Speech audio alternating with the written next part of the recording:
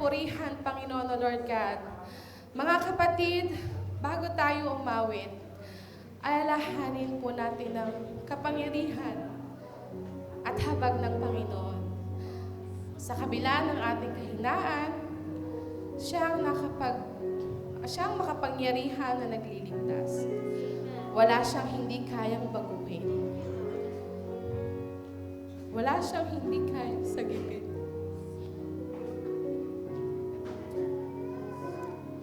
Kaya ngayong oras na ito, buksan natin yung puso natin.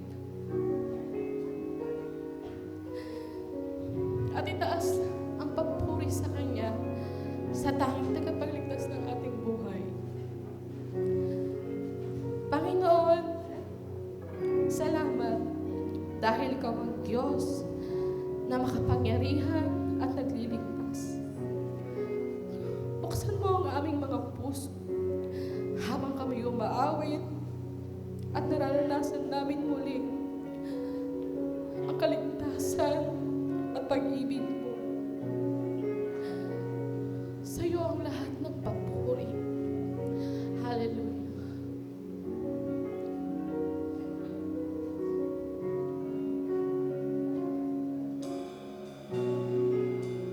Everyone needs compassion, a love that's never failing. Let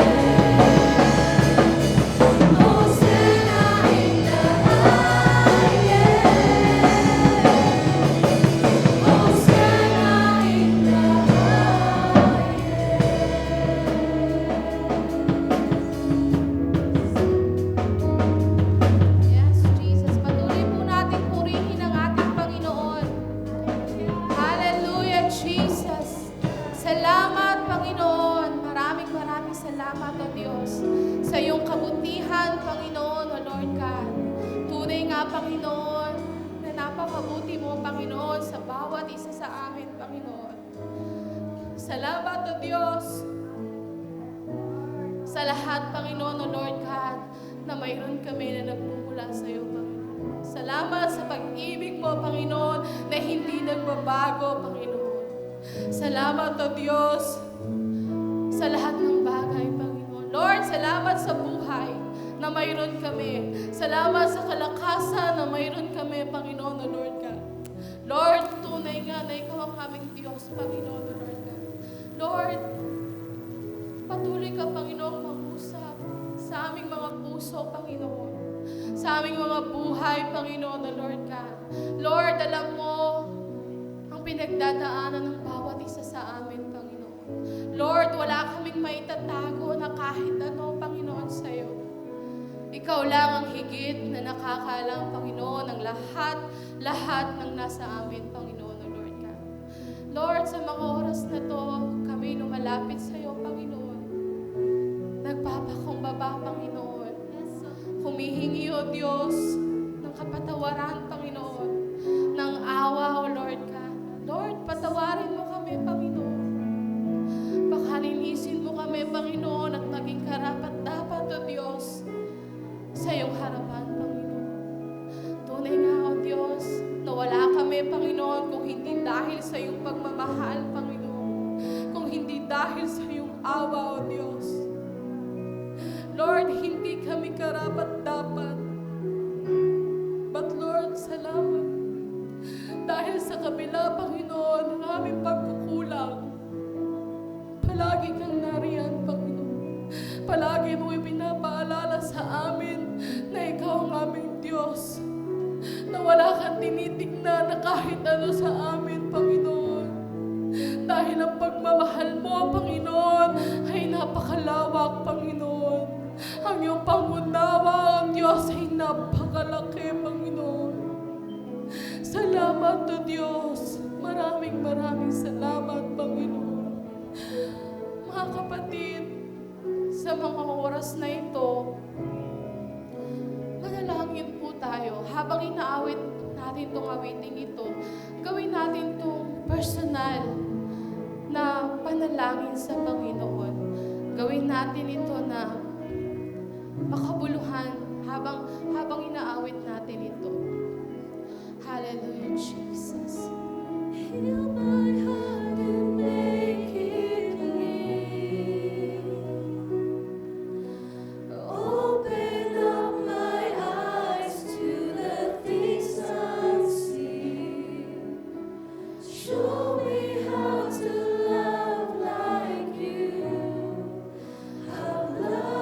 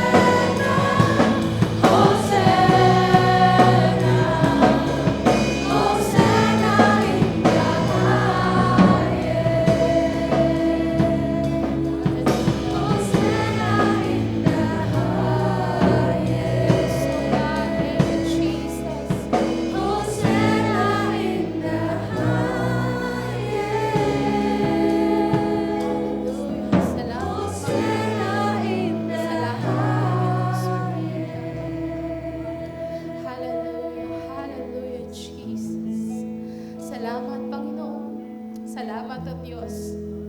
Lord, Ikaw ang pupurihan, Panginoon, sa mga oras na ito, Panginoon. Lord, ang iyong pangalan ang maitaas ng bawat isa sa amin, Panginoon, o Lord God. Lord, sa umagang ito, Panginoon, pinapanalangin ko po, Panginoon, ang buong pagsambang ito, Panginoon, o Lord God, na Ikaw, o Diyos, ang makita ng bawat isa, Panginoon. Lord, gabayan mo kami, Panginoon, sa aming pakikinig, Panginoon, ng iyong salita, O Lord God.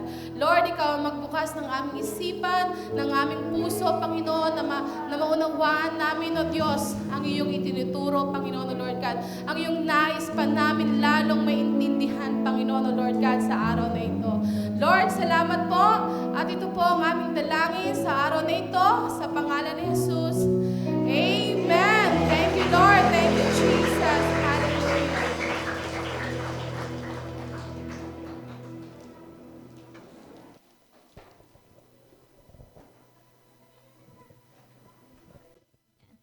Proverbs 3:5-6 tells us, "Trust in the Lord with all your heart and lean not on your own understanding.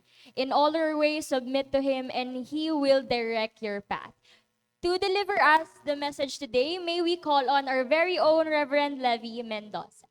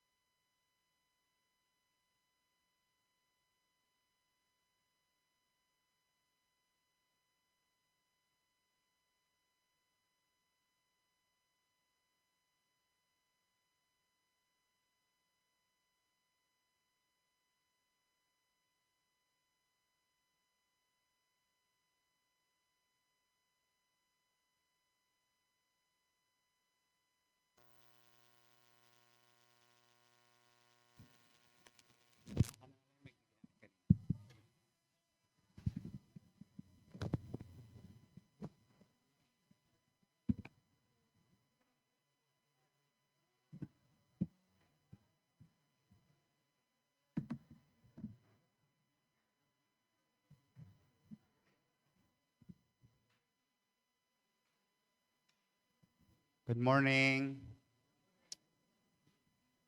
Batiin mo yung katabi mo ng good morning. Good morning. Okay. Isang pinagpalang umaga po sa bawat isa. At ikalawang linggo na natin na 8:30. Sabihin mo nga, 8:30. Yung ating service, no, 8:30. Let us continue to remind ourselves kasi once na nasanayan natin isang bagay, hindi madaling mag-umpisa ng bagong bagay. Kailangan unti-unti din nating intentional na sanayin ang ating sarili dito. No? Sanayan lang yan. No? Amen? Sanayan lang yan. So praise God. Ngayong umaga po ay ang ating final message ng ating series na Truly Blessed. Everybody say, truly blessed. Truly blessed. Na totoong pinagpala, tunay na pinagpala. Taas ang kamay ng mga tunay na pinagpala ng Panginoon. Amen! Yan, no? Kahit walang mahigit 40 kotse at walang mga mamahaling mga hiyas at kayamanan at walang personal airplane, ay masasabi nating tayo ay tunay na pinagpala ng Panginoon sapagkat ang pagpapala ng Diyos ay hindi dinidefine ng mga material na bagay. Amen! Tunay kang pinagpala pag meron kang kagalakan sa iyong puso. Tunay kang pinagpala kapag payapa ka nakakatulog sa gabi na walang inaalala.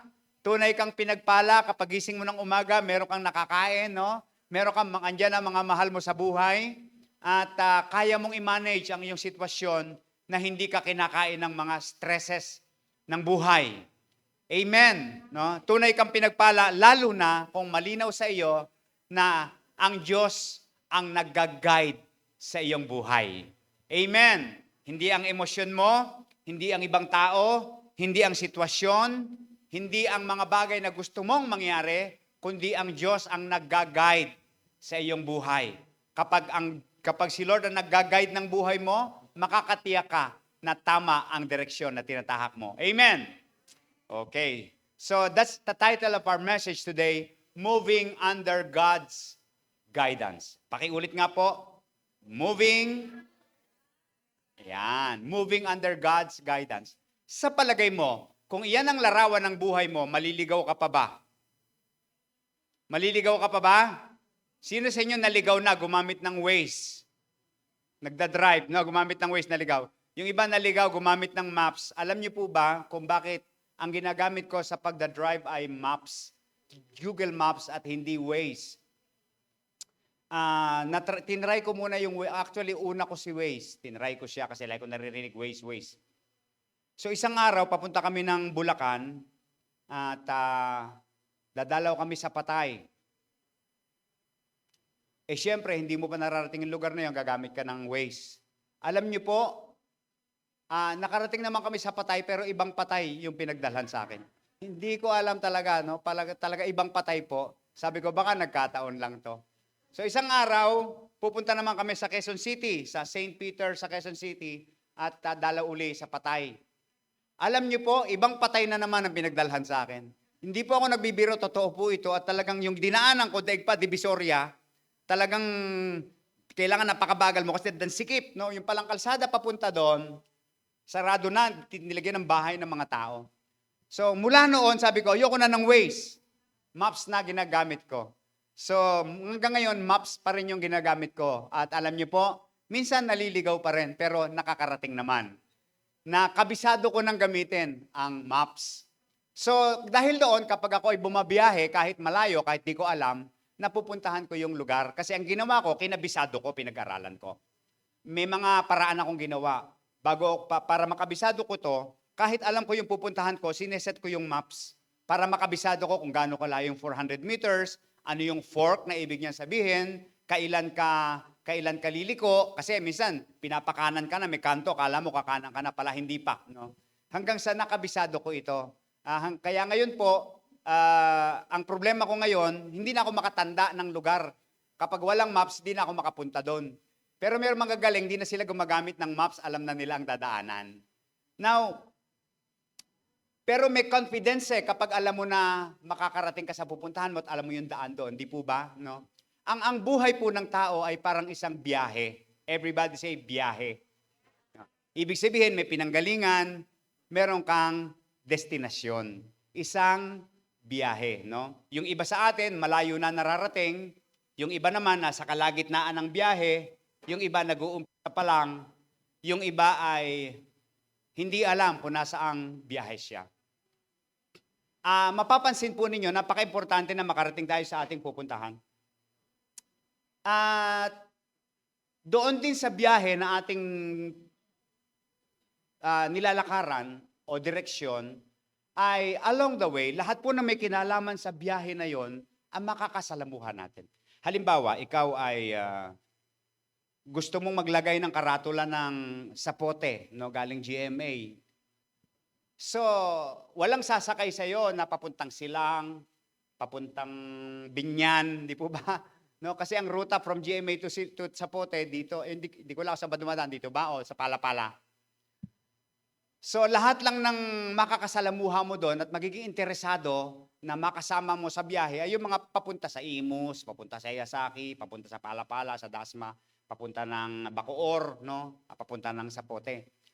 Yun lang, sa dami-dami ng mga tao, yun yung mga taong magkakaroon ka ng kaugnayan sa kanila kasi meron kang direction, may signage ka, may malinaw na signboard ka sa Pote. No? So, dahil doon. Pero, hindi madaling magkaratula ng sapote. Hindi ko mo may jeep ka, ay makakapagsapote ka na. Ang dami mo pa rin gagawin para magkaroon ng isang malinaw na direksyon na papuntang sapote. Kailangan may prangkisa ka. Kailangan sumali ka sa asosasyon ng, ano ba pangalan ng asosasyon ng GMA Sapote? Basta, asosasyon, ano? At marami kang pagdadaanan bago ka makapaglagay ng signage na Sapote. At GMA, no? Maraming pagdadaanan. Ngayon, maraming mga tao po, may mga gustong marating, merong gustong direksyon, pero ang gusto nila shortcut. Ang gusto nila ibang paraan, pero wala pong ibang paraan eh. Kailangan daanan mo yung tamang dapat na pagdadaanan para ka makapaglagay ng isang signage kung saan ka papunta. Tanungin mo katabi mo, alam mo ba yung direksyon na pupuntahan mo? Alam mo ba yung direksyon na pupuntahan mo? Malinaw ba? No? Maraming tao po nagsasayang ng panahon, ng araw, ng buwan, ng taon, kasi clueless, walang malinaw na direksyon. There was a study made sa Amerika po ito that an average person spends 2 years having no direction. So, parang waste of time. No, yung mga panahon na hindi mo alam yung direksyon na gusto mong puntahan. Hindi mo alam yung direksyon na nais mong tahakin. Kasi dumadaan ng mga araw, kumakain ka, nakikinabang ka sa pagpapalaan ng Panginoon na pinagkakalob sa iyong buhay. Ito yung mga opportunities na binibigay sa iyo bawat araw. And yet ikaw, hindi mo alam yung direksyon na iyong tatahakin. Pero malinaw po at alam ko nauunawaan natin, nagkakaintindihan tayo. Once na alam mo yung direksyon na gusto mong puntahan, mas confident ka sa buhay. Mas tiyak ang bawat kilos. 'Di ba? Lagi may dahilan ng pagising sa umaga. Alam mo yung mga pagpa-prioritize mo sapagkat alam mo yung direction mo eh. Pero pag malabo ang direksyon, kalat ka. No, hindi mo alam ko. Bawat araw pagod ka. Pagising ng umaga, purposeless ka. No, kasi nga malabo yung direksyon. Kaya ang mainam, malinaw ang direksyon ng buhay. Amen. Yan. Now, in this message, I would like to share to you 3 general rules or guides, no? In where God is guiding us, how God is guiding us. Mahalaga na maging interesado tayo sa present status ng ating biyahe, pero higit na mahalaga na ang itanong natin, nasa tamang biyahe ba ako? Yan. Sabi mo sa katabi mo, nasa tamang biyahe ka ba? So, ang sagot dyan, siyempre, depende sa source ng guidance mo. Ano ba yung nag-guide sa'yo? Sino ba ang nag-guide sa'yo? Kung tatanungin niyo ako, ang guide ko sa biyahe ay walang iba kundi ang Alpha at ang Omega, ang simula at ang wakas. Ang nakakaalam hindi lang ng aking nakaraan, kundi ng aking kinabukasan. At walang iba kundi si Lord. At alam ko, yan din ang gusto mong guide. Amen ba? So may dahilan ka para manatili at makinig sa message na ito. Now, kung sure ka sa tamang landas na dinadakaran mo, sapagkat tama ang gabay na sinusunod mo, at ang direksyon ng mga hakbang mo ay patungo sa katuparan, walang iba kundi ng kalooban ng Diyos sa iyong buhay. For your information, yung kalooban ng Diyos ay para sa bawat isa. Bawat isa sa atin, merong kalooban ang Diyos para sa iyo. May will si Lord para sa iyo. May plano siya para sa I know the plans I have for you, declares the Lord. Pero ang tanong, paano ako makakatiyak dito? So ito po yung ating message ngayon, moving under God's guidance, at hayaan yung gabayan tayo ng tamang perspective on how God is guiding us. Nais ni Lord na babatid natin yung kalooban niya para sa atin at ipagkaloob yung lahat ng kailangan natin para ma-discover natin ito.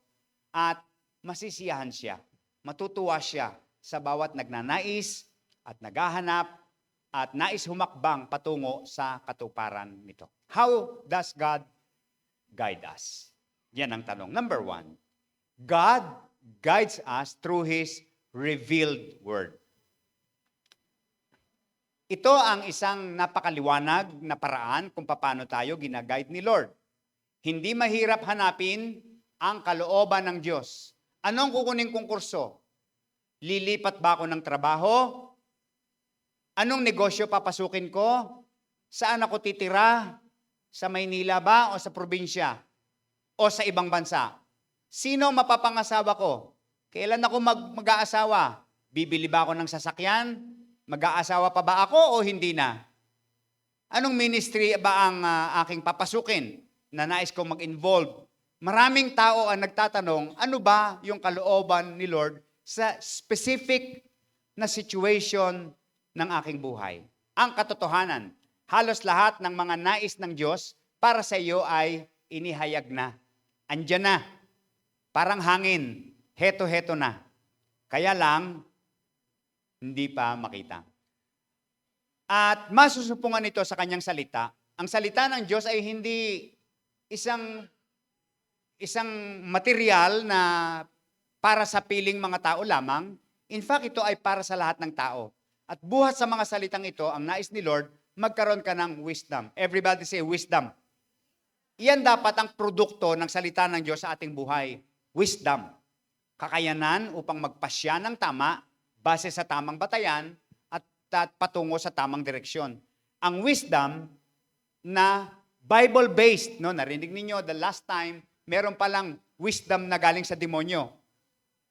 But this wisdom that is Bible-based ay gagabay sa iyo sa mga desisyon na iyong gagawin. Sabi ng Proverbs 6 verse 22. Everybody read with me. Everybody go. Pagkat ang aral na ito sa iyo ay patnubay, sa pagtulog mo ay bantay, sa paggawa ay alalay. Pagkat ang utos ay ilaw, ang turo ay tanglaw, at daan ng buhay itong mga saway. No? So itong verse na ito ay isang indikasyon na inihayag na ng Diyos ang kanyang kalooban sa bawat sitwasyon ng buhay. So ang tanong, sumasang-ayon ba yung lakad mo sa maliwanag na kalooban ni Lord para sa iyo? Magbigay tayo ng ilang halimbawa. Kalooban ni Lord na ibigin mo siya ng buong puso, isip, kaluluwa at lakas. Alam niyo po ba ito? Ang tanong, ginagawa mo ba? Kalooban ni Lord na ibigin mo ang iyong kapwa gaya ng iyong sarili. Alam mo ba to? So, kalooban ni Lord na igalang mo ang iyong mga magulang, mga anak. At kalooban ni Lord kung paano ka magsasalita sa iyong kapwa, paano ka makikipagkapwa-tao. Hayag ang kalooban ng Diyos para masunod o para sa mga husband, sa mga asawang lalaki, no? At sa mga asawang babae. Ganon din sa mga anak. Ganon din sa pagiging magulang. Merong kalooban si Lord sa atin eh. No? So tinuturo ni Lord kung paano tayo pipili ng mapapangasawa. Napaka-importante niyan.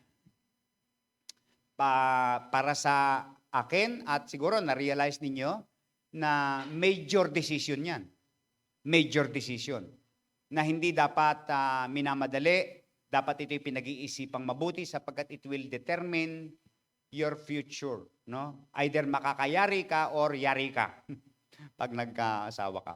So, tinuro ni Lord kung paano tayo pipili ng mapapangasawa maging ng mga kaibigan, ng mga taong sasamahan at mga taong iiwasan. Malungkot na katotohanan, ito po ay kailangan natin gawin. May mga tao talagang dapat tayong iwasan. May mga taong dapat samahan. No? May mga taong dapat iwasan.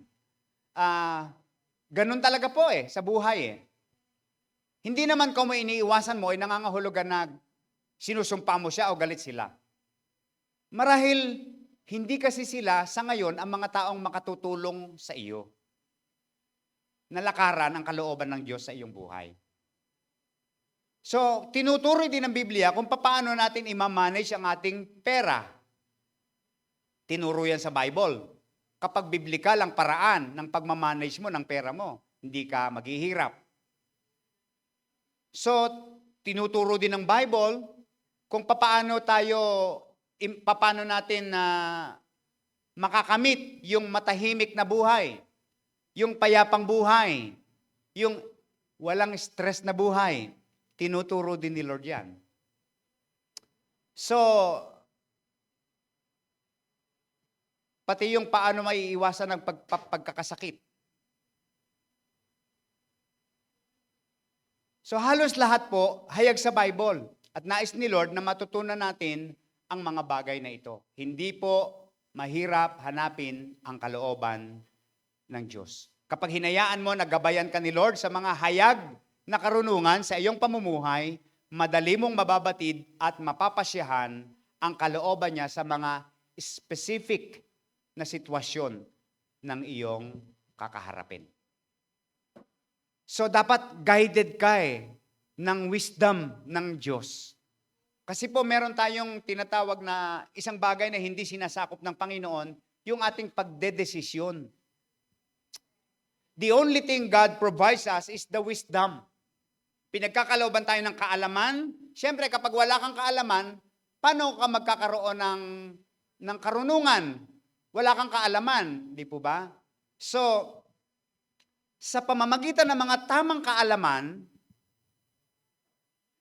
at tamang paggamit ng mga kaalamang ito, yun po yung tinatawag na wisdom. At yung wisdom na yon, yun ang kailangan gagamitin mo sa mga specific na sitwasyon na hindi na ang Diyos ang gagawa para sa iyo, ikaw na ang gagawa para sa iyong sarili.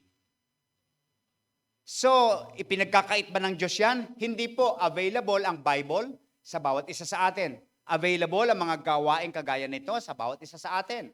Available ang mga tao na pwedeng gamitin ni Lord upang tayo ay turuan ng salita ng Diyos. So kapag gihinayaan mo na si Lord ang gumabay sa pamamagitan ng kanyang hayag na karunungan sa iyong pamumuhay, madali mong mababatid at mapagpapasyahan ang kalooban niya sa mga specific situation ng iyong buhay. Kaya nga lang minsan mahirap ito kasi yung specific na gusto natin minsan taliwas sa kalooban ng Diyos. So kapag ganun bagay, hindi mo mapagsasama yan.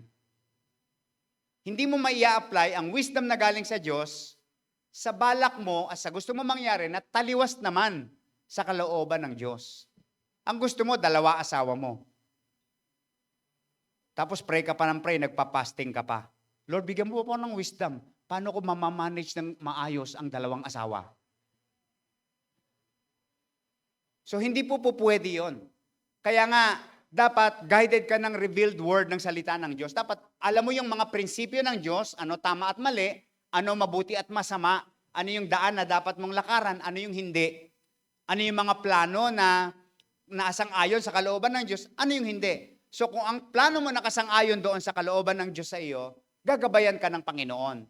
Pero hindi mo po pwedeng makamit ang gabay na ito kapag wala sa kalooban ng Diyos ang iyong plano. Nagkakaintindihan po ba tayo, mga kapatid?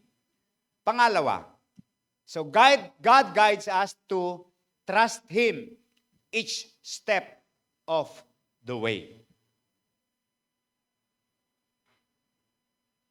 Ito po yung paraan ng Diyos eh. Hindi niya ipinapahayag ang lahat-lahat sa atin. Ang problema natin, gusto natin malaman muna natin ang lahat. Sa pagpaplano, may tinatawag na gathering of all the facts. Gathering of all informations. No, para malaman natin kung tama ba itong tatahakin natin. Tama naman yung mga bagay na yon. Pero tatanggapin natin na though we have the ability to gather informations as much as we need para ma-concretize ang ating plano, ay sabi ng Bible, ang tao nagbabalak, ang Diyos ang nagpapatupad. Many are the plans in the minds of a man. Pero yung katuparan nito ay sa Diyos pa rin. Na kahit anong ganda, kahit ang perfect ng plano mo, kapag hindi ito yung kalooban ng Panginoon, hindi ito. Kaya tayo napo-frustrate kasi ang pagtitiwala natin, nasa plano natin. Nasa, kaya ko to, ito mangyayari, ganito, ganon, ganito, ganon. Pag hindi nangyari, napo-frustrate tayo, nadidisappoint tayo. May kulang kasi, nakalimutan mo that bilang Kristiyano at mananampalataya, we need to live by faith and not by sight. Kaya kahit kaganda, gano'ng kaganda yung plano, dapat, Lord, guide me each step of the way.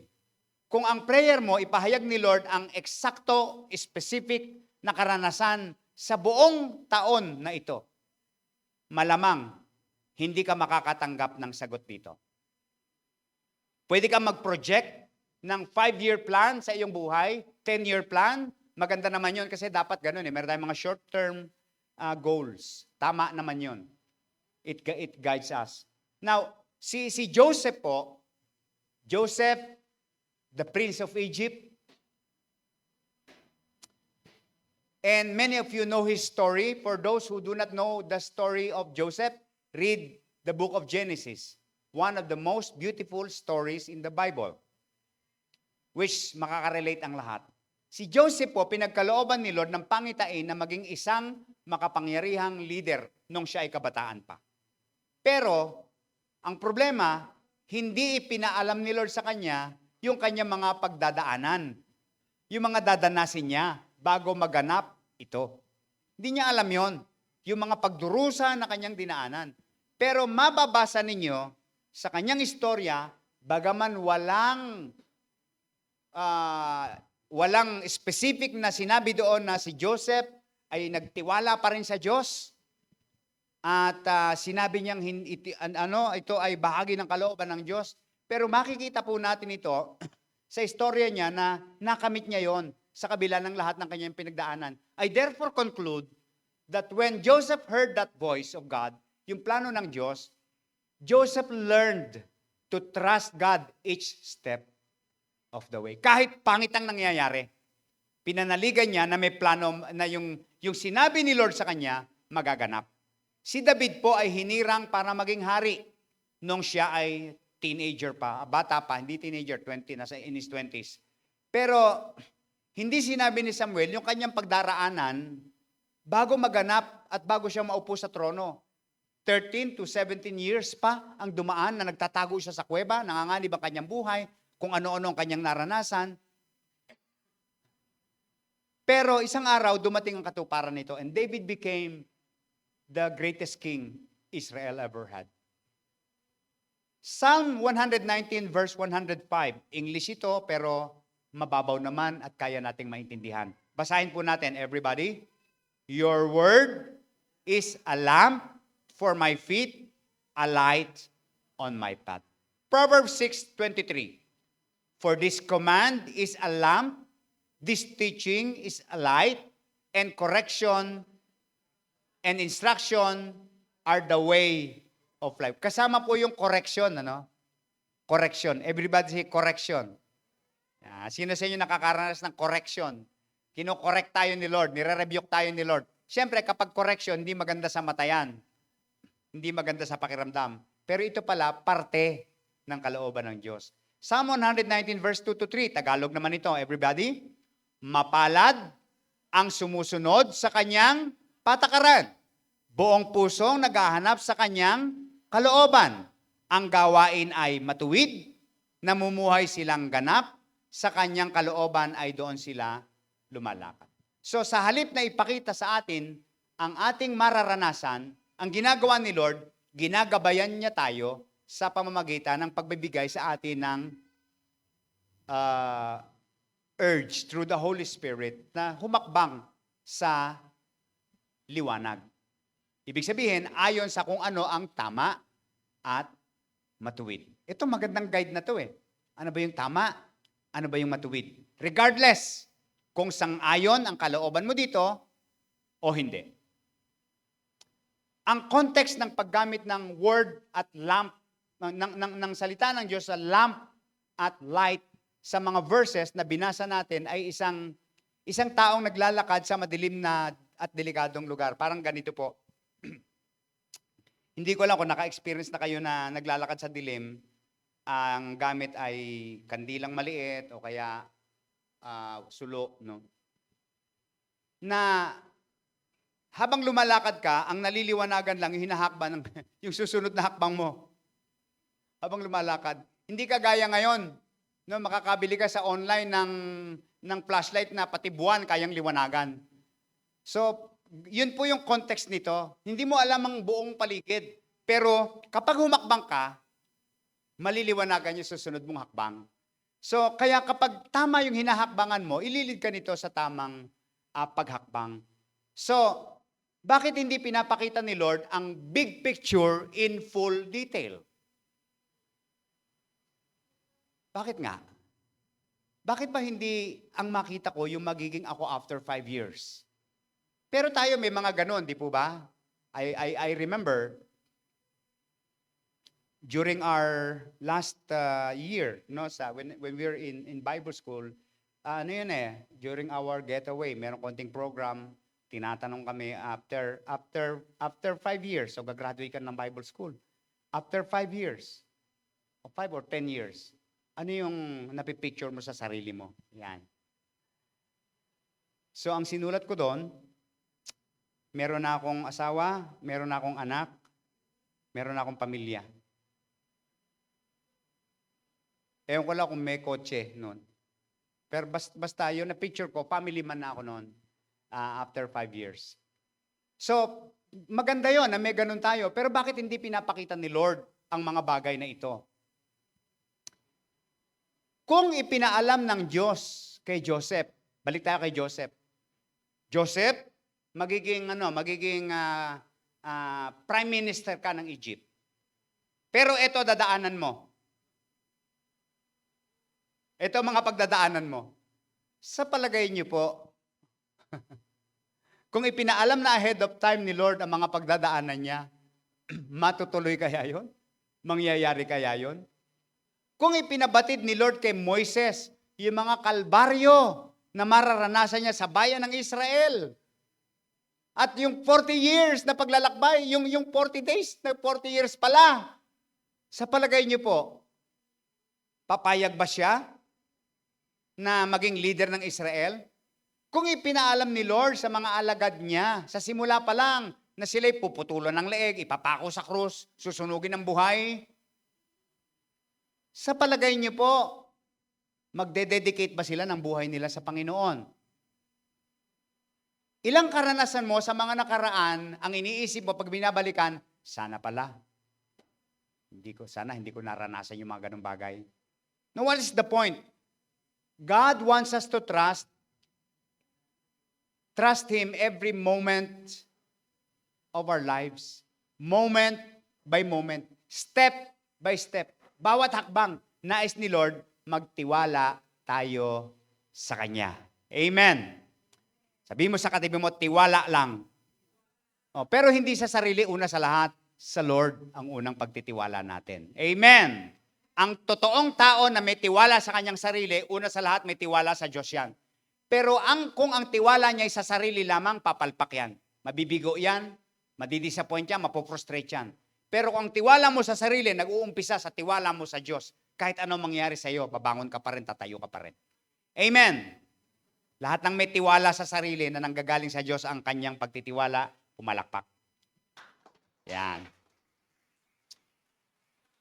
Kaya kung ngayon po, parang isang malabong larawan sa salamin na nakikita mo para sa taong ito, matatapos na yung taong ito, mamaya kakanta na naman si at pagpaplano na naman tayo ng susunod na mangyayari. Kung malabo pa ito, no, may kalabuan, just focus on the next step.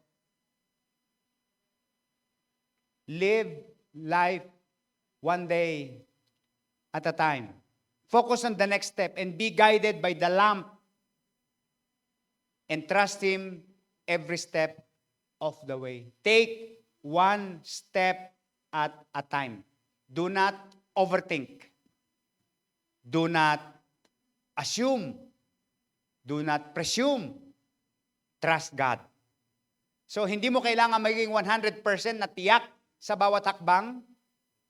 Kapag ganito ginawa mo, hindi ka makakausad. For example, napansin ko po, pagdating sa usapin ng mga kurso sa kolehiyo, marami sa mga taong naging, let's say, materially successful. Yung naging maalwan ang buhay nila, umayos ang buhay nila, naging maganda kinabukasan nila, marami po sa kanila, wala sa kurso nila yung kanilang tinahak. Mapapansin niyo yung mga bagay na yan. No, ito palang kurso, I therefore conclude, no, necessary. Kasi hindi ka pwedeng makapasok sa mundo ng paghahanap buhay na marangal kapag wala kang tinapos And in fact, yung mga companies, hindi naman lahat sila hinahanap yung linya Ang kailangan lang nila may tinapos ka Di po ba? Pagdating doon, tuturuan ka ng trabaho. Minsan, ang layo naman sa layo naman sa tinapos mo. Yung iba naman, magkarera ang gusto, naging negosyante. Yung iba naman, gusto magnegosyo, napunta sa karera. Yung iba naman, napunta sa sports. Yun ang naging buhay nila. So kaya, wag nating lubos na bigyan ng malaking maging determining factor kung maa-asenso tayo o hindi. Ano ba kinabukasan ko sa kursong ito? Generally, no, just tapusin mo. Kung yan ang kailangan yan eh. Get wisdom from that. And soon you will realize na hindi naman totally mababaliwala yan. Isang araw, magagamit mo yan. Yung kurso pong Electronics Engineering Technology, ayaw na ayaw ko yan. Pero tinapos ko yung kursong yan. Pero hanggang ngayon po, kaya kong magpailaw. Pero electrical yun. Electronics Engineering Technology, basic lamang po, dapat alam namin ang basic ng electrical. Pero alam nyo, ang na-retain sa akin yung electrical. Yung basic electrical. Na yung dalawang linya, kapag nilagay mo sa load, iilaw, gagana. Pero pag pinagtagpo mo siya, sasabog ang fuse. So yung prinsipyo lamang na yon, yun ang natandaan ko lamang. Hanggang ngayon nagagamit ko po, nung nagkaroon kami ng bahay, ako nag-istilasyon ng bahay namin. Pero yung gagayahin, hindi ako gumamit ng mga tubings and everything. Sa awa na lang ng Diyos na tumagal kami ng halos 16 na taon na hindi naman kami nasunugan. Hanggang ngayon yata, ganun pa rin linya doon eh. Pero gumagana pa rin. So, let's not pay too much attention on tama ba to, hindi ba to. Just do your best. Do what you can. And then, makikita mo isang araw, ililid ka ng Panginoon. Malay mo, ito pala isa sa mga blind ways ni Lord sa'yo. Pero ito pala yung gusto niya. Kasi kapag pinaalam niya sa'yo, hindi mo tatahakin yan eh. Pero kapag lumalakad ka na, doon discover, kaya pala dito ako dinala ni Lord. Kaya pala ito ang nilalakaran ko, kaya pala ito ang kinukuha ko, kaya pala ito ang direksyon na aking tinatahak. So, hindi po natin malalaman 100% yung kabuuan ng magiging kinabukasan natin. We only need to trust the Lord. Do what is right, do what is good, and add value to your life every day. Siguraduhin mo na bawat araw may natututunan ka. Siguraduhin mo na bawat araw umuunlad yung pagkatao mo. Siguraduhin mo na bawat araw may nadadagdag sa'yo. Bawat araw ay nagagawa mo yung mga bagay na makapagbibigay ng kasiyahan para sa iyo. And later on, you will realize, babalikan mo yung nakaraan, ang layo na pala ng narating mo. So kasi po, ang problema kapag masyado nating, may mga tao pong sobra-sobra magplano eh. To the point na hindi na sila makakilos dahil sa kapaplano. Hinirapan yung plano. At dahil mahirap yung plano, ay hindi pala natin kaya. Hinirapan mo plano. So, let us not punish ourselves by setting a very, very high standard in which kahit ikaw ay hindi mo kayang gawin at ang result, na-paralyze ka na. Bakit ka hindi humakbang ng may pananalig? Amen. Hindi natin tiyak to, pero sana buhay pa tayo pagkatapos dito para yung natutunan natin, ma-apply pa natin sa susunod. Amen. Sana buhay pa tayo pagkatapos dito para yung pera na nagastos natin dito kahit paano mababawi pa rin natin. At importante yung matututunan natin. Marami din sa mga taong tagumpay ay dumaan sa katakot-takot na mga kabiguan. At hindi nila that's the only way para nila ito makamit. So ang dapat na gawin po natin ay ipagkatiwala ito sa Panginoon. Even to the point na ang sasabihin sa ni Lord, tatawid kayo dyan sa dagat. Gaya ni Moises. Paano kayo makakatawid? Yung hawak mong tungkod, tutok mo lang dyan, makakatawid kayo. Pwedeng gumawa ng gano'n ng Panginoon sa ating buhay. Gagawa tayo ng mga weird things, weird decisions. Pero pag sinabing weird, wag yung kawirduhan na talagang mapupunta ka sa kulungan. So yung Jordan River, tumigil sa pag-agos, matapos humakbang ang mga tao. So habang ang salita ng Diyos ang gabay mo sa iyong paglalakad, habang nananalig ka sa bawat hakbang, wala kang dapat ikatakot. Amen. Proverbs 16 verse 9, everybody read. In their hearts, humans plan their course, but the Lord establishes their steps. Sa ekonomiya po ng success, everybody say success.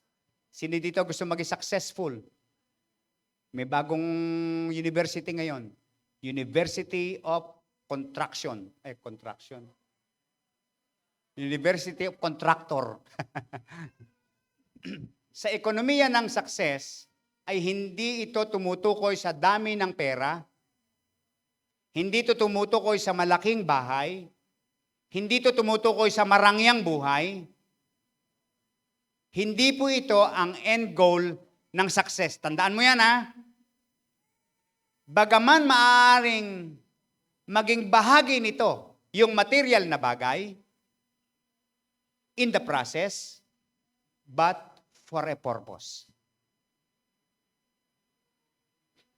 Ang success under God's guidance ay tumutukoy sa life of significance. Kumusta buhay mo? Significant ba? In relation to God's plan for humanity. Meron bang mga taong nabibless ng buhay na yan? May mga tao bang nagpapasalamat sa Diyos dahil sa buhay na yan? May mga tao bang natutuwa at napapalapit sa Diyos dahil sa buhay na yan? That's very simple, but that is true. May kinalaman to sa plan ng Panginoon, the Great Commission.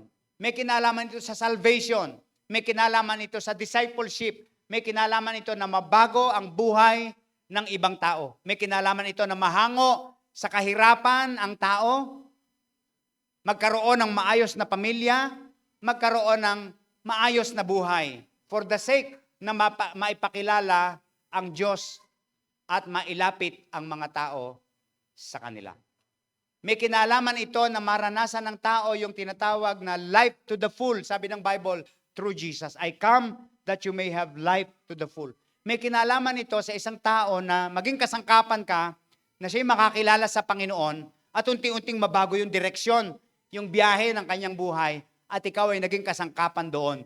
Hindi mo kailangan ng bilyon-bilyong pera para magawa ito. Kailangan lang maliwanag ang plano ng buhay mo na kaya ako pinauunlad ng Panginoon sa aking buhay, pati na sa aking pananampalataya, ay para maging blessing ako sa aking kapwa. Number 3, and this is the last. God guides us to holiness, not happiness. Everybody say, holiness, not happiness. Yan, okay. Tanong, sino gusto maging masaya? Masama bang maging masaya? Ayaw ba ni Lord na maging masaya tayo? Hindi po.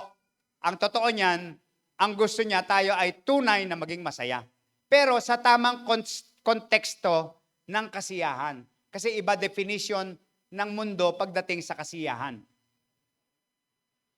Ang kasiyahan ng mundo, mapanira ng buhay, mapanira ng tahanan, mapanira ng kalusugan, mapanira ng magandang asal.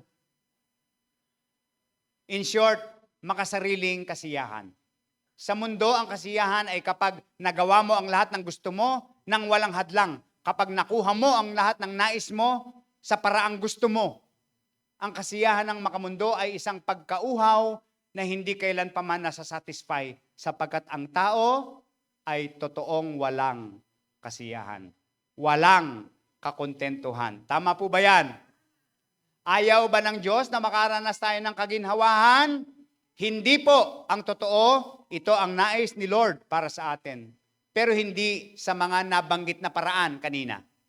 Sa kabilang banda, anong gabay ng kasiyahan ang nais ni Lord na ating sundan? Basahin natin ang mga susunod na verses and I want you to read with me, everybody. Go.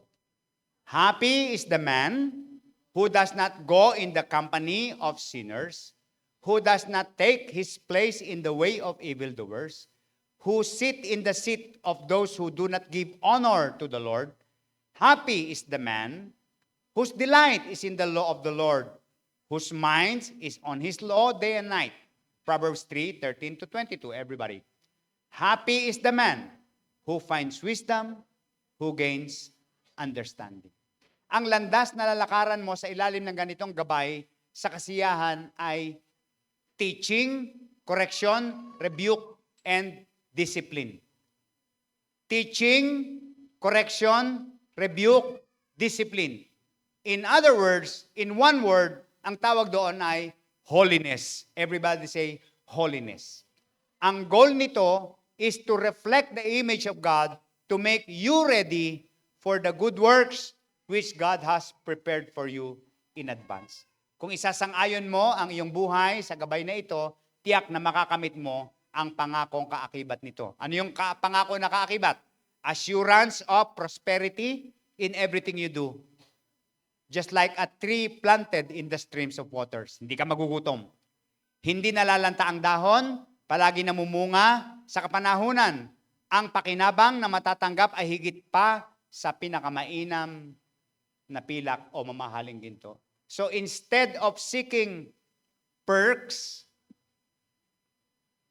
be the person God wants you to become. Instead of focusing on your profession, vocation, position, promotion, commit yourself to transformation. 1 Thessalonians 4 verse 3, everybody read. Kalooban ng Diyos na kayo'y maging banal at lumayo sa lahat ng uri ng kahalayan. 1 Peter 1:16. For it is written, be holy, for I am holy. Nagpapasalamat po ako sa Panginoon as I close.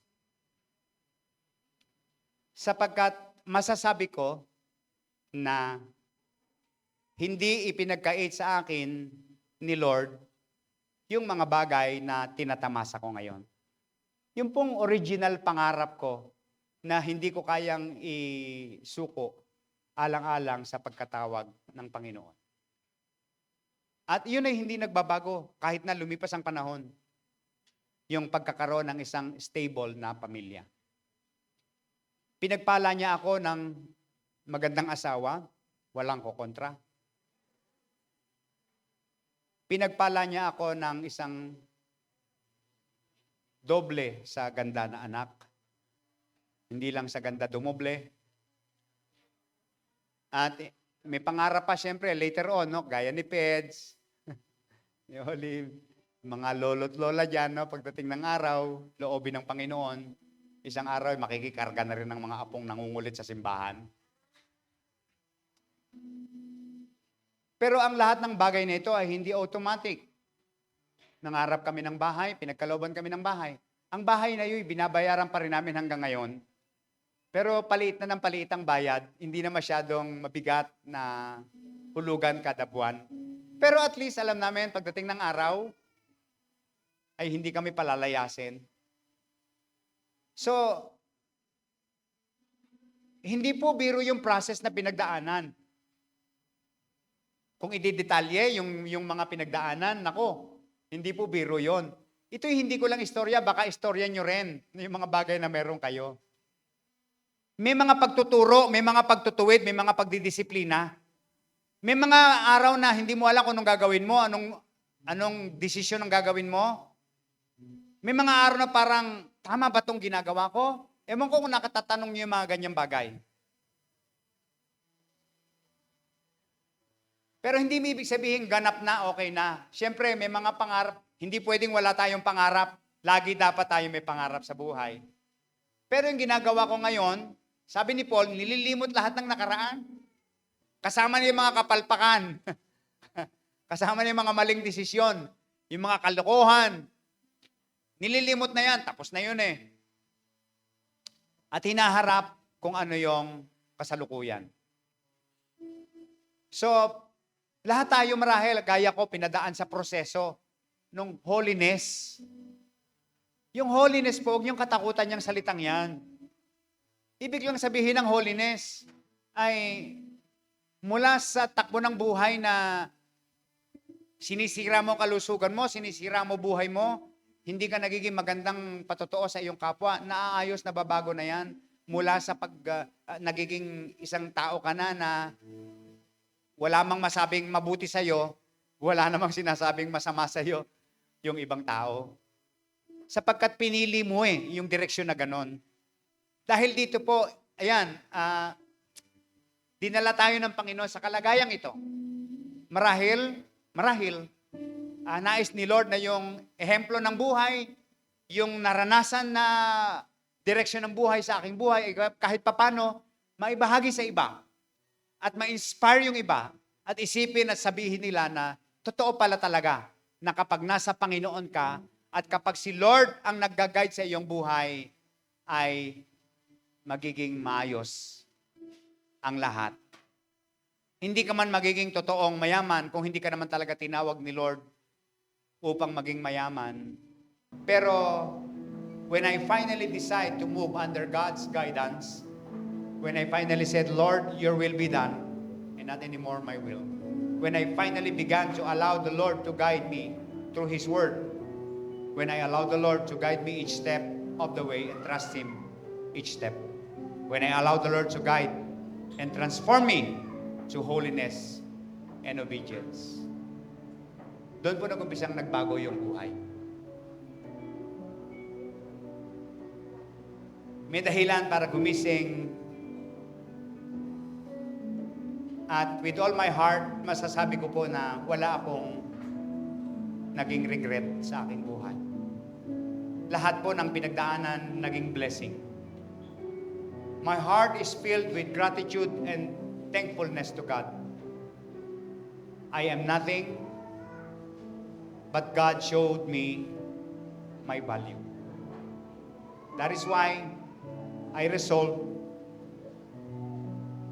to have the mindset that is anchored in the Word of God and an inward reflection based on how God values me. I will trust the Lord with all my heart.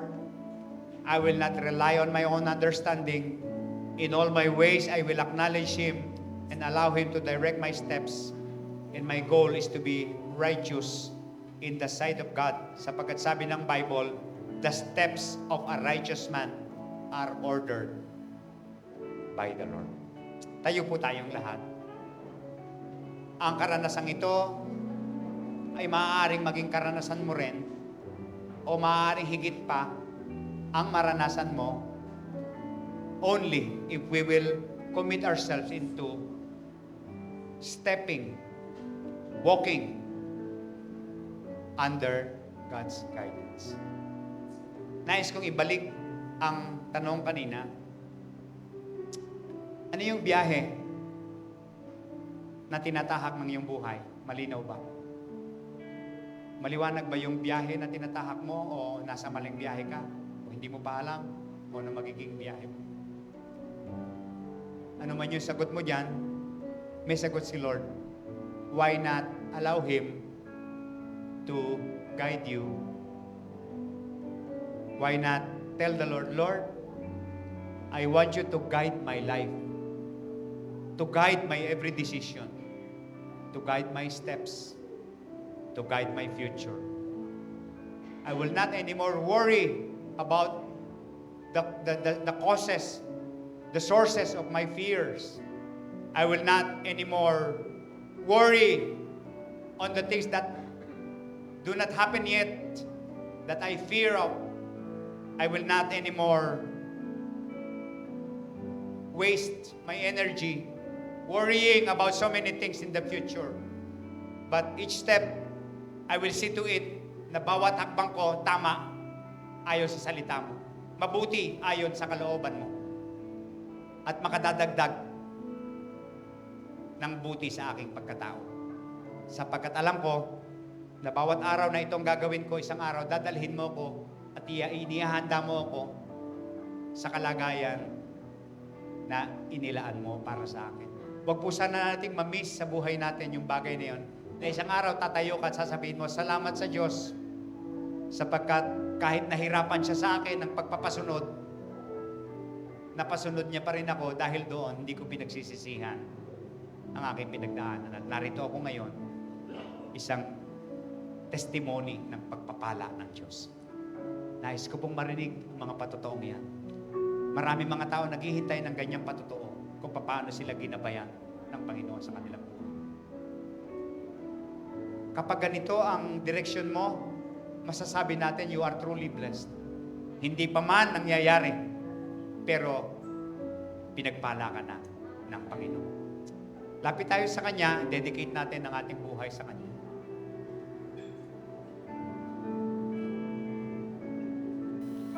Ang puso ko'y dinudulog sa'yo.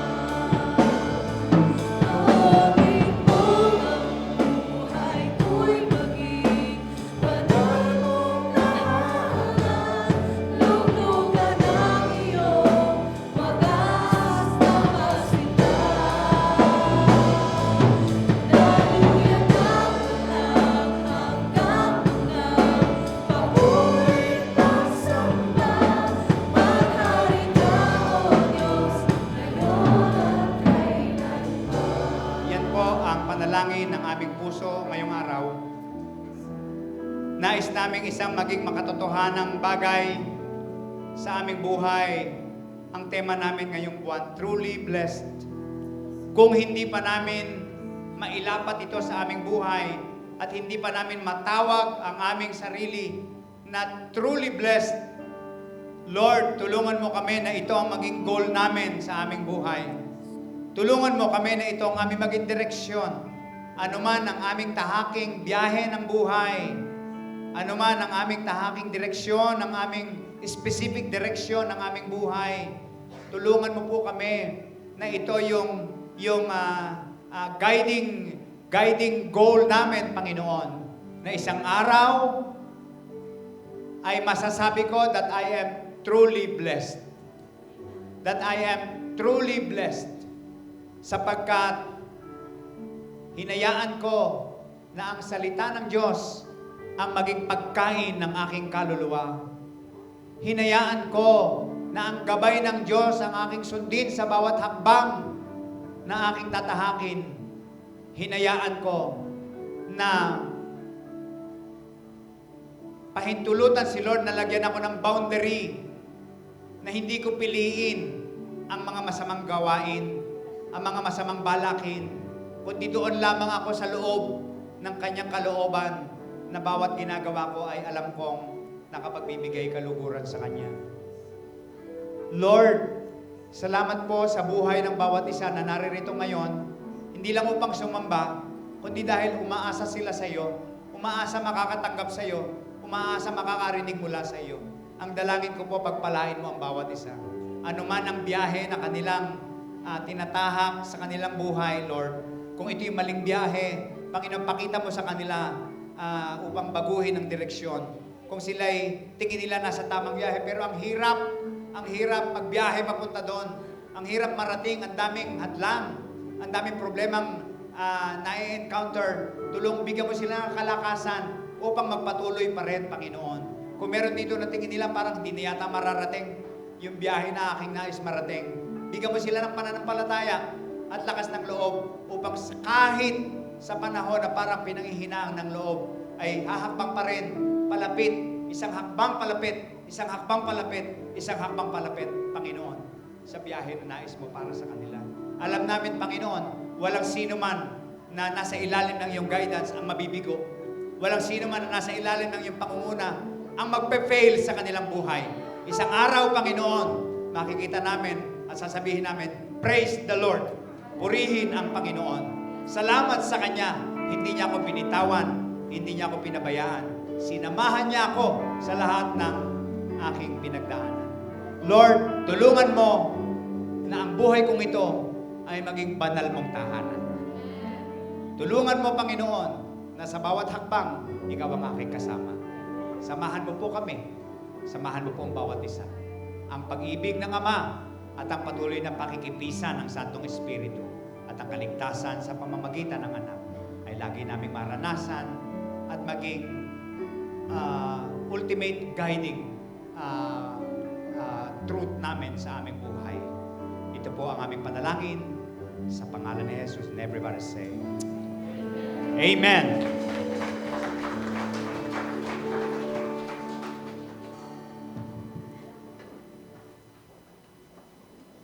Ito si Juan. Si Juan ay ilang taon nang dumadalo sa simbahan. Sa kabila ng pagiging abala niya sa trabaho at buhay, gusto niyang lalong mapalapit sa Diyos. Pero pakiramdam niya ay parang kulang. Nagbasa siya ng Biblia. Minsan nadalo siya sa mga prayer meeting at nanonood ng mga lumang video sermon. Pero kahit anong gawin niya, ay parang laging may kulang. Minsan may narinig si Juan na pagtuturo patungkol sa pagbibigay ng ikapu. At nalaman niya na siya at ang kanyang pamilya ay di pala regular na nakapagbibigay ng ikapu. Iniisip niya na inutusan ba talaga tayo ng Diyos na ibigay ang ikasampung bahagi ng kanyang ikinikita sa simbahan? Kailangan pa ba ng simbahan ng pera? Ano bang mapapala ko dito? Bakit ko kailangan mag-ikapu? Naghanap si Juan ng sagot sa mga tanong niya. Kaya siya na mismo ang nag-research. Binuksan niya ang kanyang Biblia pero hindi niya alam kung saan maghahanap. Kaya ginugol niya ang Biblia passages tungkol sa ikapu. At nagulat siya na makita ang dami ng verses tungkol sa pagbibigay. Hindi lamang sa lumang tipan, kundi si Jesus mismo ang nagtuturo patungkol sa pagbibigay sa ating lokal na simbahan. Ngayon, talagang naramdaman niyang kailangan niyang mag-ikapu. Nakita niya na mahalaga na tayo ay mag-ikapu. Di iyon dahil sa kailangan ng simbahan ng pera o kaya ay ini-scam lang nila tayo. Ito ay patungkol sa puso. Nagsisi si Juan sa kanyang pagsuway at sinimulan niyang mag-ikapu sa kanyang mga pananalapi. Nagulat siya sa mga pagpapalang kaloob sa kanya. Naging masaya ang kanyang pamilya, ang pagsasama nilang mag-asawa at sa kanyang pananalapi. Naalala ni Juan ang unang Bible verse niyang nabasa. Subukin ninyo ako sa bagay na ito kung hindi ko buksan ang mga bintana ng langit at ibuhos sa inyo ang masaganang pagpapala.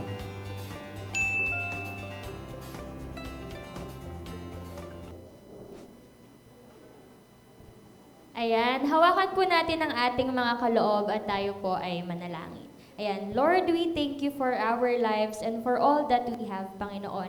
We pray that you continue to guide us in all that we do and may our life be filled with your covering. We ask for your support and guidance. In Jesus' mighty name we pray. Amen. Ayan, tayo po ay dadaan sa magkabilang gilid at babalik po sa gitna. Happy giving po.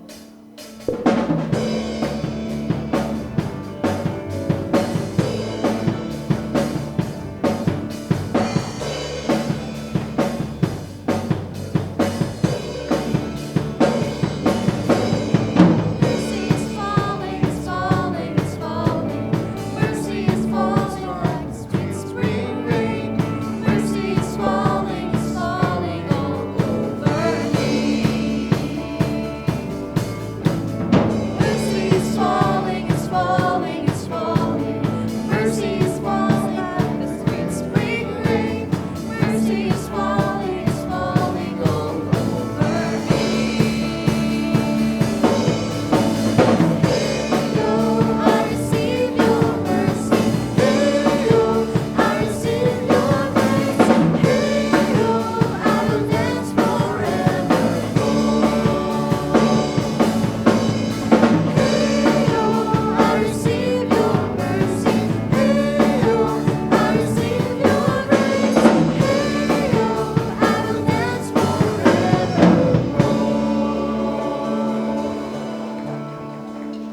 Ayan, amen po. At para naman po sa ating mga announcements, praise the Lord po dahil sa ipanibagong successful YA Fellowship